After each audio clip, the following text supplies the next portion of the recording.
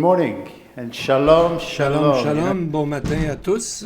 C'est toujours intéressant de pouvoir faire ce que le livre des Hébreux nous dit, de s'assembler tous ensemble et de s'exhorter les uns les autres en élevant le nom de notre Dieu.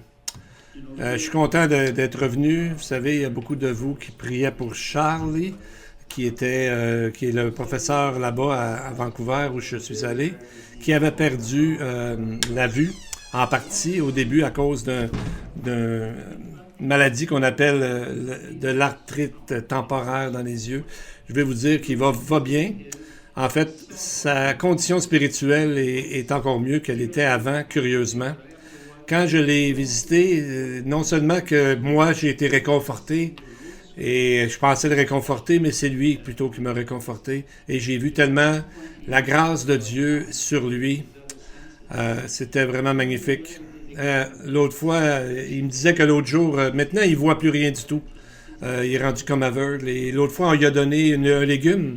Et lorsqu'il a goûté, il a goûté une carotte et il a dit « J'ai jamais réalisé comment c'est bon une carotte. » C'est comme si c'était la première fois qu'il mangeait une carotte de sa vie. Alors, on voit que Dieu le bénit d'une autre façon. Quand je lui parlais et je voyais quelle bénédiction qu'il y avait, le passage d'un Corinthiens 10-13 m'est revenu à l'idée. Aucune tentation ne vous est survenue qui n'ait été humaine, et Dieu qui est fidèle ne permettra pas que vous soyez tentés au-delà de vos forces, mais avec la tentation, il préparera aussi le moyen d'en sortir afin que vous puissiez la supporter. On pourrait dire que c'est des circonstances. Même dans la tentation, Jésus est toujours avec ses agneaux, ses brebis qui sont nous, et toujours d'une façon très puissante. Charlie a des grands plans pour le futur, et je sais qu'il va enseigner bientôt 9 classes dans les sessions à venir là-bas à Cap'n-Ray, et j'ai hâte, moi je suis supposé y retourner en janvier prochain pour enseigner, et voir aussi comment les bénédictions continuent de tomber sur cet homme. Maintenant, pour ce qui est du monde autour de nous, je voudrais juste parler de deux choses, de ce qu'on a vu dans les dernières semaines par rapport aux confrontations des puissances mondiales, la Russie, les États-Unis, la Chine, et maintenant les États-Unis, il y a quelques jours, celui en chef de l'Organisation des Nations Unies a dit ceci: l'annihilation nucléaire est juste à une erreur près d'arriver. Monsieur Antonio Guterres, le 9e secrétaire général de l'Organisation des Nations Unies, qui à l'origine a été créé pour maintenir la paix internationale et la sécurité, mais on voit que cet homme dit dernièrement, à la suite de ce qu'il a dit, qu'on disait tantôt, on citait, il a dit « Nous avons été extraordinairement chanceux jusqu'à maintenant ». Alors on voit que même le monde séculier, qui ne se base pas sur la Bible, est en train d'annoncer ce que la Bible annonce depuis longtemps. Une autre chose qui est arrivée vient de la Chine, quand des représentants des États-Unis ont visité Taïwan. La Chine voit Taïwan comme étant une province qui s'est enlevée de la Chine même, et donc ils veulent la reprendre. Mais Taïwan est un pays indépendant aujourd'hui et n'a pas l'intention de retourner avec la Chine. Et quand les représentants des États-Unis sont allés à la Chine, un de ses officiels a averti les États-Unis en disant « Ceux qui jouent avec le feu vont périr par le feu ». C'est tout un message, on dirait presque une phrase biblique qu'on connaît de d'autres façons dans les proverbes. Donc on voit dans les dernières années, les derniers mois même, comment tout va rapidement au niveau militaire, et confrontations militaires, etc. Donc on voit que c'est l'Église s'en va de plus en plus aussi vers la fin des temps. Donc on va voir bientôt dans les paraboles du livre de Marc, les prochaines études vont nous emmener là-bas, comment Dieu parle à l'Église dans la fin des temps. Donc, tout ça nous dit qu'il faut continuer à prêcher, à annoncer la parole de Dieu et le jugement qui va venir sur le monde. On souhaite que personne n'ait à vivre ce jugement, mais nous savons que malheureusement, cela va arriver. Donc, nous devons maintenant aller à proclamer la parole de Dieu. C'est ce que Dieu nous demande de faire. Avant que nous ouvrions nos Bibles, nous allons prier pour nos enfants. Vous avez des enfants près de vous, prenez-les dans vos bras ou encore pensez à eux pendant qu'on prie pour nos enfants. Et bénissons maintenant les Écritures avant de les ouvrir. Béni sois-tu, ô Éternel notre Dieu, Roi de l'univers, qui nous a donné la parole de vérité et qui a semé la vie éternelle parmi nous. Béni sois-tu, ô Éternel, qui nous a donné les Écritures. Amen. Amen. Ouvrons nos Bibles au chapitre 3 du livre de Marc, de son évangile, et vous pouvez voir aussi la plupart des passages sur l'écran ici en avant. Donc, le titre aujourd'hui, c'est le choix des 12. Maintenant qu'on a vu que dans la vie de Jésus, les chefs religieux d'Israël, l'ont rejeté comme Messie, alors il prépare le terrain pour une nouvelle ère, une nouvelle période dans le royaume de Dieu.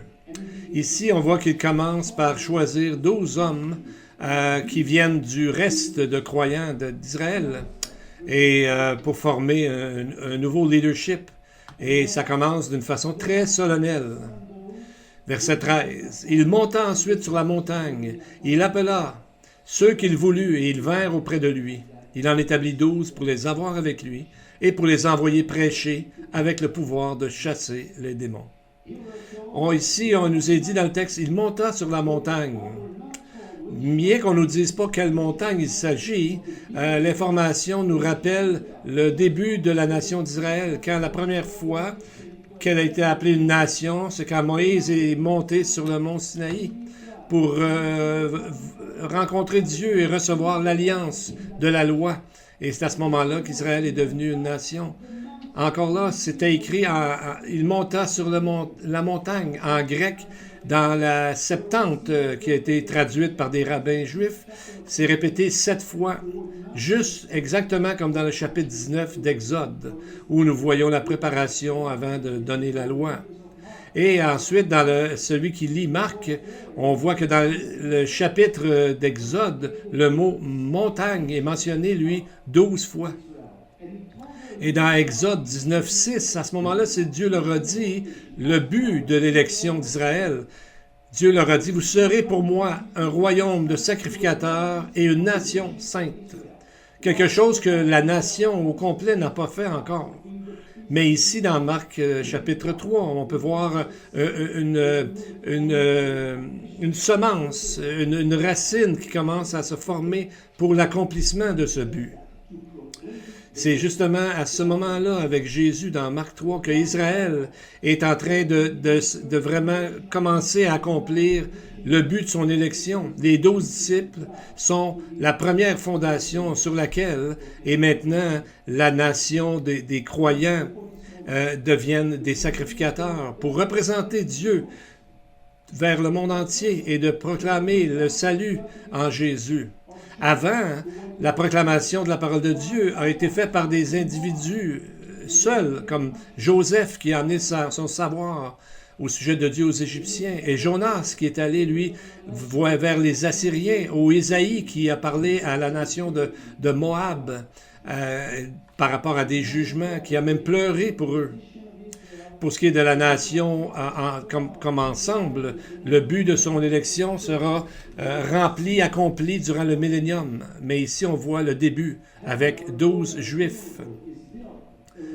Le mot et le chiffre 12 dans la Bible est un chiffre important. Israël a 12 tribus. C'est le chiffre de la perfection gouvernementale. C'est un symbole d'organisation parfaite, d'organisation bien ficelée, si on pourrait dire. Donc, au ciel, on voit que notre demeure éternelle est construite en rapport avec le chiffre 12. On voit dans Apocalypse 21, 14 qu'il y a 12 fondements, donc les apôtres, et sur les noms, et sur eux, les 12 noms des 12 apôtres. Donc, on voit ça dans l'Apocalypse 21, 14. Donc, c'est vraiment important de choisir les disciples que Jésus, il nous est dit dans Luc 6, verset 13, qu'il a passé la nuit complète en prière avant d'appeler les 12. Très intéressant aussi de voir que cette information dans la Bible et comment ça doit être surprenant pour les gens aujourd'hui qui essaient de détruire, de faire disparaître le nom et la nation d'Israël à travers leur théologie ou encore à travers le terrorisme. Ils se trouvent à dire exactement ce que le psaume 83, verset 4 dit. Les mots sont comme enregistrés par Dieu. Le texte dit, verset 4, « Venez, exterminons-les du milieu des nations et qu'on ne se souvienne même plus du nom d'Israël. » Bien, la Bible dit que c'est impossible de les faire disparaître parce que le nom des 12 tribus et les 12 apôtres seront gravés pour toujours dans l'éternité. Amen. Pensez à ça. La Nouvelle Jérusalem a existé.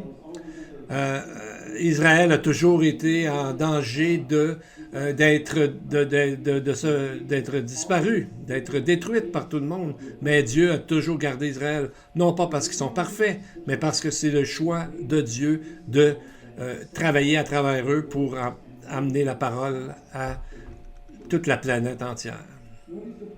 Bien, on va voir maintenant, on va rencontrer maintenant ces 12 personnes et comment le Messie les a choisis. Marc 3, 13 à 15.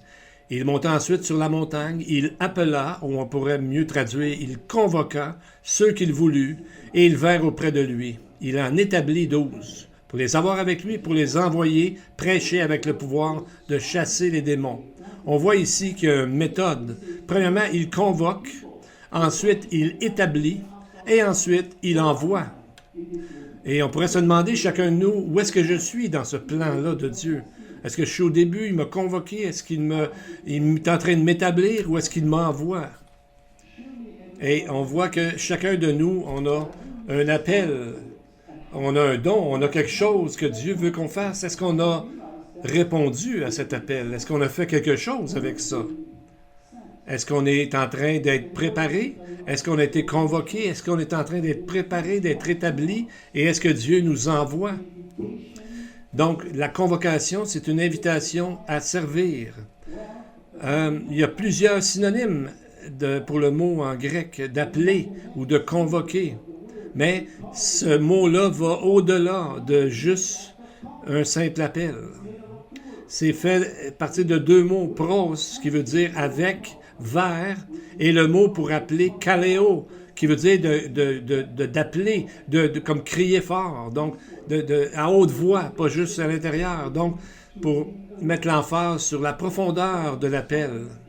Et encore, ce mot, proskaleo, c'était un terme légal en grec pour dire on va nommer un témoin ou d'amener quelqu'un en cours. Et c'est ce que nous sommes, les croyants. Nous sommes des témoins et nous sommes là.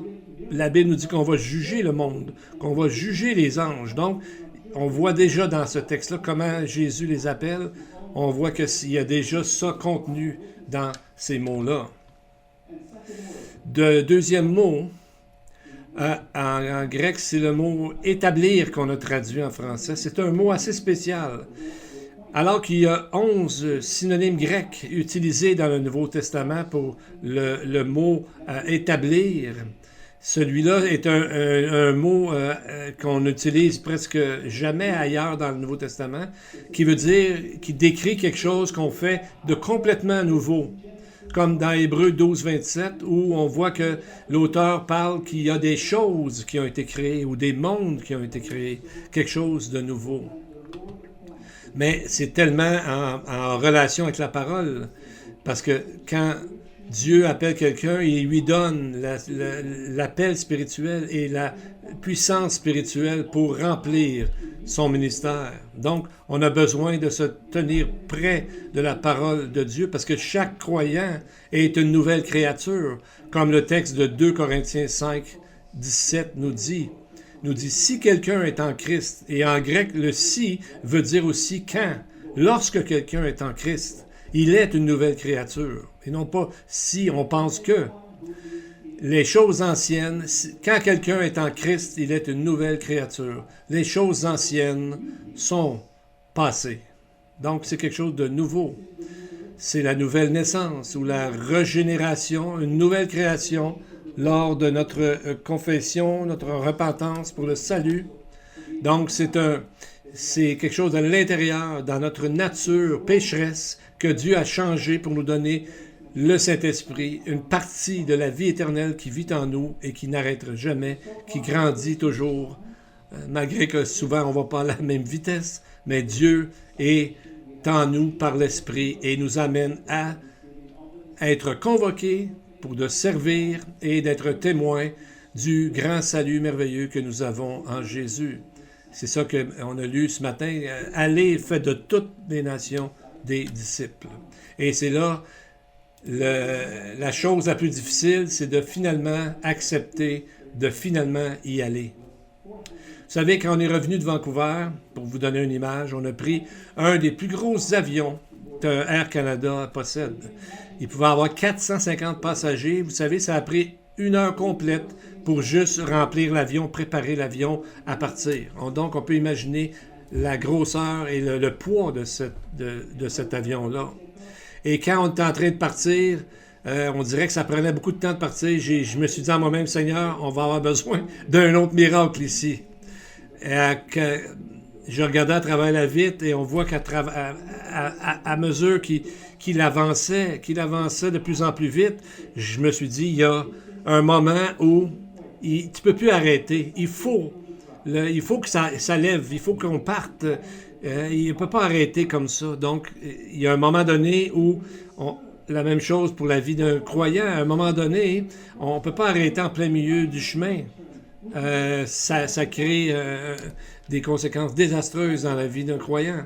Donc, il faut continuer, demander au Seigneur de nous aider à continuer afin de vraiment s'envoler et partir dans le service pour le Seigneur. Donc, il ne faut pas arrêter, débarquer. Et les conséquences peuvent être assez terribles dans la vie de quelqu'un qui décide d'arrêter. Et il y en a qui prennent jamais de vitesse parce qu'ils restent pris un peu dans le milieu, un peu comme on voit dans les différentes terres. Et il y en a qui grandissent pas, on dirait. Mais donc, on voit qu'il y a toujours des forces contraires qui veulent nous empêcher de s'envoler, de servir le Seigneur. Mais comme encouragement, faut juste penser au vent qui supporte l'avion un coup qui est décollé avec sa vitesse. Parce que le vent, n'oubliez pas, dans l'hébreu et comme dans le grec, c'est le même mot que pour l'esprit. L'esprit, on voit souvent que l'esprit, c'est comme un vent. Donc, exactement comme l'aigle qui s'élève et qui se fait juste flotter par le vent qui le soulève. Si on essaye de voler nous-mêmes, c'est très fatigant, on ne réussira pas, on va se décourager. Mais Dieu nous a dit dans Ésaïe 40, verset 30, que nous sommes comme Ésaïe 40, verset 30. Et le texte va comme suit. « Les adolescents se fatiguent et se lassent et les jeunes hommes chancellent.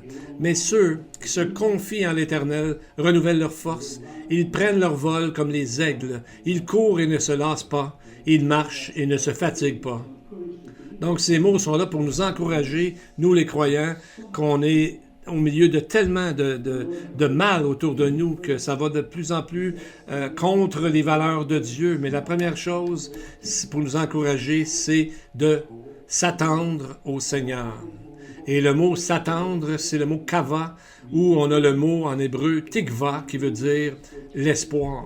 Et il nous encourage de nous prendre notre assurance dans le Seigneur et donc dans les choses du monde, prendre l'assurance dans notre vie, dans la parole de Dieu et non pas des choses alentour de nous. Donc, on a été convoqués, on a été établis et c'est là que Jésus nous envoie. Et c'est un autre passage intéressant, c'est au verset 14. de notre passage de ce matin. Il en établit 12 pour les avoir avec lui et pour les envoyer prêcher. Il y a quelque chose ici qu'on dirait qui ne fonctionne pas. C'est qu'il y a deux choses qu'on dirait contradictoires. Il les choisit pour les avoir avec lui et ensuite pour les envoyer. Donc, comment est-ce qu'ils peuvent être avec lui s'il les envoie? Seulement avec Jésus, quand on est avec Jésus, que les deux sont vrais, parce que dans son esprit, qui est toujours en nous, on répond à son appel et il nous envoie proclamer la parole.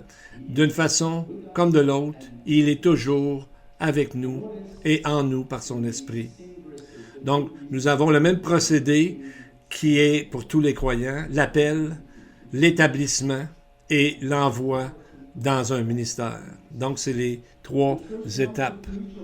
Et on voit qu'il les envoie pour faire quoi? Pour prêcher avec le pouvoir de chasser les démons.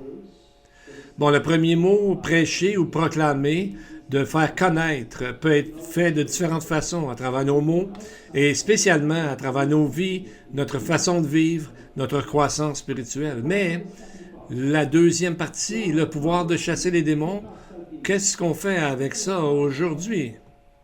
Quand nous lisons cette phrase, on pense souvent à de l'exorcisme ou des confrontations directes avec les démons. Bien, ça peut arriver de temps en temps, et c'est pas tous les jours qu'on voit ça, mais il y a un autre sens premier à ces mots-là. Dans le mot grec, c'est le mot exousia, qui veut dire, dans le fond, la liberté de choix. Donc, de la liberté de décider, de choisir. Et c'est impossible de faire ça quand on est sous influence démoniaque. Parce que ce qu'ils veulent faire, c'est nous empêcher de prendre des décisions. C'est pour ça qu'il ne faut pas laisser son cerveau complètement vide et laisser n'importe qui, si on veut parler comme ça, rentrer. Parce que les démons n'ont aucun droit sur nous, les croyants. Mais ils veulent toujours nous empêcher d'avancer. Donc, il faut vraiment regarder au Seigneur et s'attendre au Seigneur. Parce que quand on regarde le monde démoniaque, on voit qu'à chaque fois qu'ils sont présents physiquement, à chaque fois qu'ils voient Jésus, ils disent « Qu'est-ce que tu viens faire ici sur terre? » Comme on a vu ça dans Marc 1, 22, 23. Qu'est-ce qui arrive à ce moment-là? On ne lit pas des choses comme ça dans le temps d'Abraham, David ou des prophètes. Pourquoi? Au temps de Jésus, il y en avait autant. Est-ce que ça peut être parce qu'avec Jésus, il ne pouvait plus se cacher? Maintenant, travailler dans les ténèbres. On voit que quand Jésus arrive, il n'y avait aucun endroit pour se cacher de sa présence. Et souvent, il disait, « Qu'est-ce que tu fais ici sur la terre? » ou « Qu'est-ce que tu viens faire dans nos... » Comme « Tu viens te mêler de nos affaires », qu'il disait, alors qu'on sait très bien, c'est pas leurs affaires.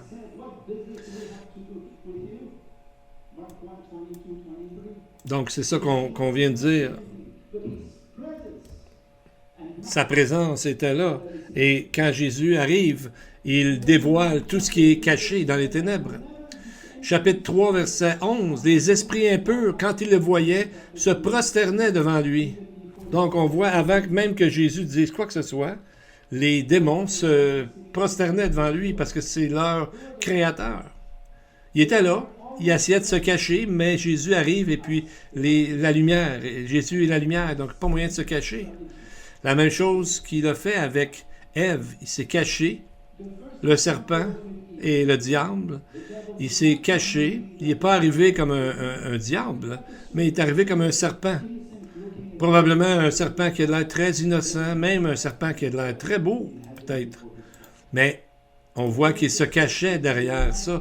Satan se cache toujours derrière quelque chose. On le voit beaucoup dans la parole, partout.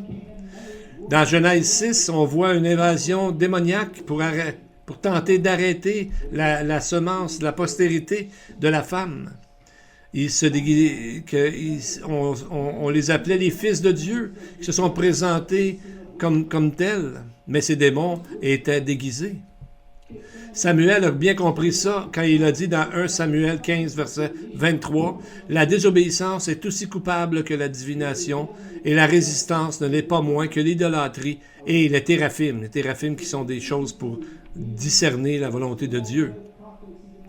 Donc, il s'en servait de mauvaise façon. Donc, l'idolâtrie et la sorcellerie, c'est un mot d'hébreu qui décrit la pratique de la divination et d'appeler les morts ou les démons. C'est une rébellion contre Dieu, donc qui est l'origine des démons. Donc, on voit que c'est bien plus difficile quand c'est caché comme ça que d'avoir une confrontation directe avec eux. C'est caché. Et même, on voit quand les faux prophètes, on va voir plus tard qu'on parle qu'ils annoncent des doctrines de démons. Donc, si on ne connaît pas notre parole, c'est très difficile, très facile de se faire embobiner.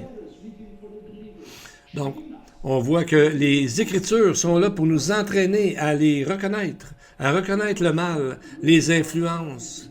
Donc, ne pensons pas qu'ils ne sont pas actifs, car ils sont toujours actifs. Et c'est une guerre continuelle. C'est pour ça qu'on nous dit qu'il faut porter l'armure de Dieu pour nous protéger. On ne s'en va pas sur un champ de bataille sans être d'abord préparé, sans être protégé, sans avoir l'armure de Dieu. Le royaume de Satan est en guerre continuelle depuis toujours, depuis la chute de Satan avec le royaume de Dieu. C'est deux réalités parallèles dans lesquelles nous vivons. Éphésiens 6,12 nous dit « Car nous n'avons pas à lutter contre la chair et le sang, donc les gens, mais contre les dominations, contre les autorités, les princes de ce monde de ténèbres, les esprits méchants dans les lieux célestes. » Donc on voit que ça nous rappelle que nous sommes dans une bataille spirituelle continuelle. Si on ne réalise pas ça, on a déjà perdu la guerre avant même que de se présenter sur le terrain de bataille. Donc, on voit que ils sont divisés en 4 bataillons, voyez-vous. Les dominations, autorités, princes et les esprits méchants. Donc, on voit on peut se demander pourquoi on a besoin de savoir ça. Bien, Dieu, lui, sait exactement qui ils sont, où ils sont, et donc, nous avons à nous approcher de Dieu, à lui demander de nous aider à se préparer à la bataille en portant notre armure que Dieu nous fournit dans sa parole et dans la prière. Donc, c'est pour ça qu'il est allemand. C'est pour ça que souvent on dit que c'est mieux de prier le matin parce qu'on commence notre journée et on met à ce moment-là l'armure avant de commencer dans ce monde assez difficile à vivre pour des croyants maintenant. Parce qu'il y a un texte très important qui nous parle beaucoup dans 1 Timothée 4.1, mais l'Esprit dit expressément que, dans les derniers temps, quelques-uns abandonneront la foi pour s'attacher à des esprits séducteurs et à des doctrines de démons. Donc, on voit ici des esprits trompeurs ou séducteurs qui se promènent dans les endroits où il y a des croyants, dans les églises, et ces esprits essaient de nous emmener avec des faux enseignements, des faux prophètes, des gens qui enseignent des choses qui ne sont pas selon la Bible. Et c'est là qu'on voit les doctrines de démons, parce que c'est une activité démoniaque que d'emmener les gens loin de la parole de Dieu. Donc, c'est la même chose, qu'ils ont fait la même chose avec Israël, ces entités sataniques-là ou démoniaques. C'est ce qui a amené Dieu à dire, à travers le prophète Osée, chapitre 4, verset 6, « Mon peuple est détruit faute de connaissance », dans le sens qu'ils ne savaient pas exactement ce qu'il est écrit dans la Bible. Et ils ont d'autres traditions qui ont rajouté, mais la Bible elle-même, c'est elle qui a la puissance de repousser le mal, le démon. Donc, 3 fois, quand Jésus a été tenté, vous savez, dans le désert par Satan, 3 fois il a dit, il est écrit. 3 fois. Et à chaque fois, le malin s'est en allé et finalement est parti. Et donc, c'est sûr que ces esprits séducteurs et ces faux prophètes aussi vont attaquer nos croyances parce que c'est notre manière de se défendre contre ça. Si on ne connaît pas la parole, bien, comme on dit en québécois, on est fait. On n'a vraiment aucune puissance et c'est dangereux. Et on voit que le mot autorité, exousia, parle de liberté de choix, mais c'est aussi d'avoir un contrôle sur quelque chose, une autorité. Donc de prendre, on a le droit d'agir, de décider, et quelque chose qu'on ne peut pas faire quand on est sous influence démoniaque. Il ne faut pas laisser notre cerveau stérile. Et on va essayer de voir les noms maintenant des 12 apôtres. Il y avait les 12. On l'appelle souvent les 12. 10 fois, on les appelle comme ça dans l'évangile de Marc. Donc, je m'excuse, je suis en train de perdre le son.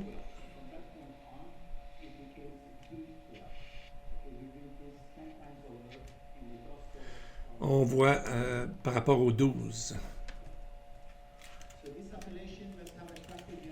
Donc, ça doit avoir attiré l'attention de plusieurs gens en Israël, parce que vous savez, on a 12 petits prophètes dans l'Ancien Testament. Et là, on voit 12 noms. Voici la liste.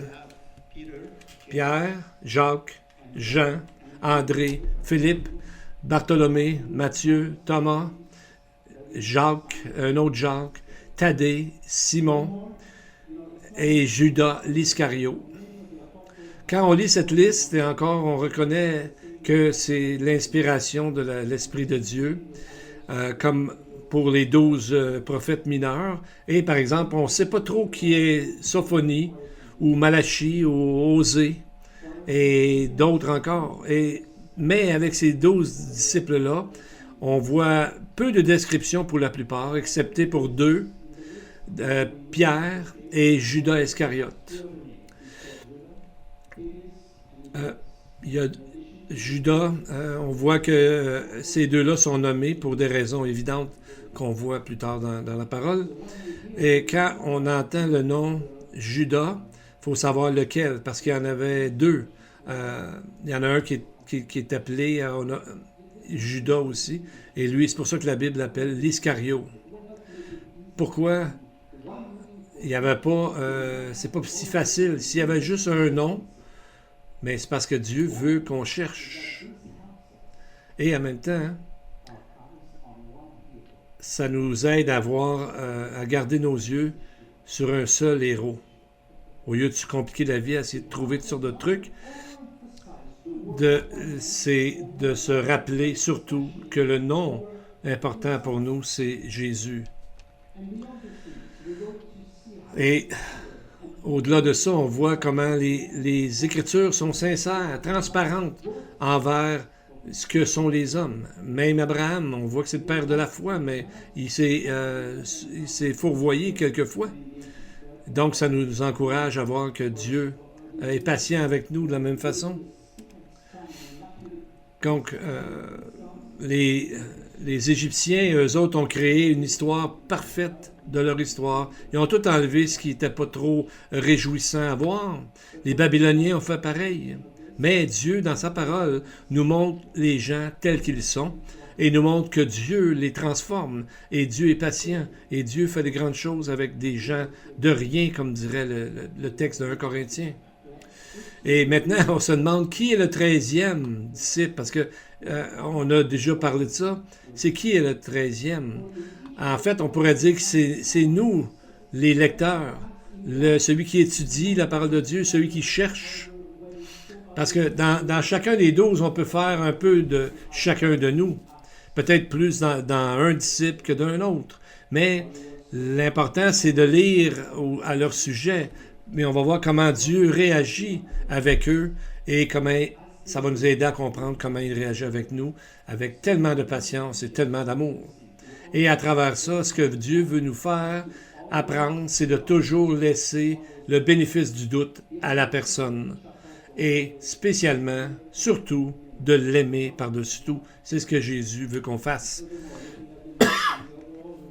Qu'on amène la lumière envers les gens, qu'on leur proclame la parole de Dieu, mais surtout qu'on les aime. Si on prend par exemple Pierre, au début, on voit que Pierre est tellement immature qu'il est toujours en train de parler trop vite ou d'agir trop vite, mais on voit que quand l'Esprit est venu l'habiter à la Pentecôte, il est devenu comme un Superman, comme un super-héros, parce que l'Esprit l'habitait. Et ce sont tous des gens ordinaires. Il y avait des pêcheurs qui avaient une compagnie avec leur père, ils pêchaient des poissons. On voit un collecteur de taxes pour les Romains. On voit un zélote qui est un ennemi des Romains. Donc seulement Jésus pouvait prendre des gens tellement différents, même contraires, et en faire 12 hommes qui ont transformé le monde entier par leur foi en Jésus. Bien, on voit que ces gens-là, ils n'étaient pas des théologiens, ils n'étaient peut-être même pas très religieux, mais ils avaient quand même une connaissance. Et on voit que Nicodème, Paul, pourtant qui étaient des gens qui connaissaient beaucoup la parole, et eux autres aussi, ont fini par croire en Jésus. Puis si on regarde maintenant le nom de Pierre, Pierre, en fait, a été appelé, premièrement, son nom, c'est Simon. Ensuite, lui a été donné le nom de Pierre, qui veut dire roche, petite roche, Pétros. Donc Pierre avait 3 noms. Simon, qui était changé en Pierre, Pierre comme en prénom, là, et Céphas. Pierre et Céphas les deux veulent dire petite roche, un en grec, l'autre en araméen. Donc, ce nouveau nom, une pierre, un petit rocher, nous rappelle les commencement d'Israël et aussi le futur d'Israël. Ésaïe 51, Dieu encourage le reste des croyants d'Israël, les restes d'Israël, il dit « Écoutez-moi, vous qui poursuivez la justice et cherchez l'Éternel. Regardez au rocher d'où vous avez été taillés et au creux du puits d'où vous avez été tirés. Regardez à Abraham votre père et à Sarah qui vous a enfanté. Quand il était un seul, je l'ai appelé et je l'ai béni et je l'ai multiplié. » Donc, on voit ici, c'est le choix que Dieu a pris de multiplier la postérité d'Abraham comme croyant, pour le but de proclamer la parole de Dieu aux nations, l'Évangile aux nations, comme nous voyons maintenant. Il a été dit à Abraham, dans l'alliance avec Abraham, « En toi, toutes les familles de la terre seront bénies. » Alors, Dieu a choisi Abraham. Ensuite, il a choisi Jésus, qui est Dieu, a choisi Pierre. Et Jésus lui a donné les clés du royaume. C'est lui qui a ouvert l'Évangile aux nations avec Corneille, d'abord qui n'était pas juif en Acte 10. Avant ça, il n'y avait que des Juifs dans l'Église qui étaient là. Et ensuite, c'est allé dans toutes les parties du monde non juif. Et ensuite, il y a eu Paul qui a continué tout ça, qui a son ministère par lui-même. Mais au 1er siècle, des groupes religieux savaient l'association entre le rocher et Abraham. Et par exemple, les Esséniens, d'où on a trouvé les manuscrits de la Mer Morte, comparaient leur communauté de prêtres, de sacrificateurs, comme étant des pierres que Dieu avait placées là. Donc, le nom de Simon, Pierre, le rocher, était important pour eux. Ils en avaient fait une théologie particulière. On voit que Abraham, ce qu'il a fait, c'est par la foi que le salut a toujours été attribué par la foi. Il a été dit, Abraham crut par la foi, et celui-là lui fut imputé à justice. Dans Matthieu 16, quand Jésus a demandé à Pierre et aux autres, « Mais vous, qui dites-vous que je suis? » Grande question pour chacun de nous aussi.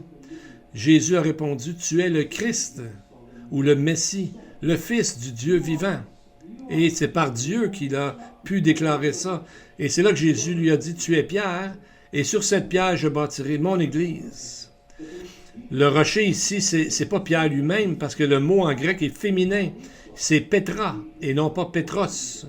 Donc, c'est la confession de foi de Pierre, qui est la base de l'Église. Et Abraham et Pierre étaient conduits par la foi, et ces deux rochers, si on veut, sont établis par Dieu à cause de leur foi qui a été donnée aussi par Dieu. Mais l'idée, le concept de la pierre, de la petite pierre qui a été donnée à l'apôtre Pierre,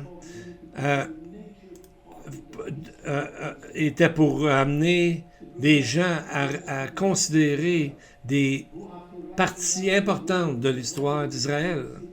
Parce que quand Moïse, après avoir écrit les tables de la loi sur le mont Sinaï, Dieu lui avait donné, nous lisons dans Exode 24, 4, que Moïse se leva de bon matin, bâtit un autel au pied de la montagne et dressa 12 pierres pour les 12 tribus d'Israël. Donc, 12 pierres pour se rappeler de mémoire pour chacune des 12 tribus d'Israël. Et pour conclure, on va voir un individu qui est en lien très fort avec ça. Les 12 tribus d'Israël, c'est le prophète Élie. C'était un moment qu'il y avait beaucoup d'activités démoniaques au moment d'Élie, le prophète. Et cet homme est arrivé et il a défié toutes les fausses doctrines et tous leurs faux prophètes. Et à ce moment-là, il leur a demandé de construire un autel, de mettre un sacrifice dessus et de dire, appelez votre Dieu pour qu'il descende le feu et qu'il consume le sacrifice. Mais ça n'a jamais arrivé. Et il s'est mis un peu à rire de lui. Il dit, peut-être Dieu est en voyage, parlez plus fort, il ne vous entend pas. Mais on voit qu'est-ce que Élie a fait, lui, de son côté. 1 Roi 18, 31. Et Élie bâtit l'autel de l'Éternel qui avait été renversé. En fait, il l'a rétabli. Il prit 12 pierres d'après le nombre des tribus des fils de Jacob auxquels l'Éternel avait dit, Israël sera ton nom. Donc, il a fait 12 pierres et il a mis du bois et le feu pour que le feu prenne. Et il a prié et le feu est descendu du ciel. Il a brûlé tout ce qu'il y avait là, l'autel, le bois et tout ça. Et ensuite, le verset 38 dit, le feu de l'Éternel tomba et consuma l'Holocauste et tout l'autel entier. Et ensuite, il est dit que Élie a tué 450 prophètes, faux prophètes de Baal. Donc, il leur avait dit un peu avant, Élie avait dit au peuple, « Jusqu'à quand clocherez-vous des deux côtés? Si l'Éternel est Dieu, allez après lui. Si c'est Baal, allez après lui. Combien de temps allez-vous attendre pour faire une décision pour Dieu ou d'autres dieux? » Donc, des fois, les gens se promènent entre le royaume de Satan et le royaume de Dieu, d'un à l'autre. Ils ne décident pas d'aller d'un côté ou de l'autre. Mais à ce moment-là, comme personne ne sait quand est-ce que vient sa dernière heure, eh bien, c'est dangereux de faire une telle chose parce qu'on ne sait pas quand est-ce qu'on meurt. On ne peut pas se fier qu'à la dernière minute, là, on va se repentir, on va demander à Dieu pardon. On ne sait jamais. Ça arrive rapidement. Et donc, de ne pas faire une décision, c'est déjà une décision négative. Donc, on vous encourage de faire la bonne décision ce matin, de vous tourner vers Dieu qui est là pour vous offrir la vie éternelle si vous repentez. Et pour les croyants, eh bien, on est là pour que Dieu nous appelle, nous convoque et nous envoie dans le monde pour parler de lui. Prions. Now, Heavenly Father, we thank you for your presence among us this morning. We thank you for the presence of your Ruach HaKodesh in us to guide us and to always remind us that we are your children called to do great things on this earth. We also thank you for your word. We know that we can always find you among its powerful pages. And so, Lord, we pray today for all those present here in this congregation, those who are listening. Some here today need healing. Some need revival in their hearts. Some need restoration in their friendship, in their families. And for those here this morning who wonder if they've been left behind, who fear you've forgotten them, show yourself to them. Teach them that your delays are not denials. May we wait on you and may our strength be renewed and our souls be restored. All this we pray in the name of Yeshua Mashiach. And to the congregation, the Lord bless you and keep you. The Lord makes his face shine upon you and be gracious to you. And the Lord lift up his countenance upon you and give you peace. Amen and amen. I'm going to ask the... Oh, Jerusalem, I have set my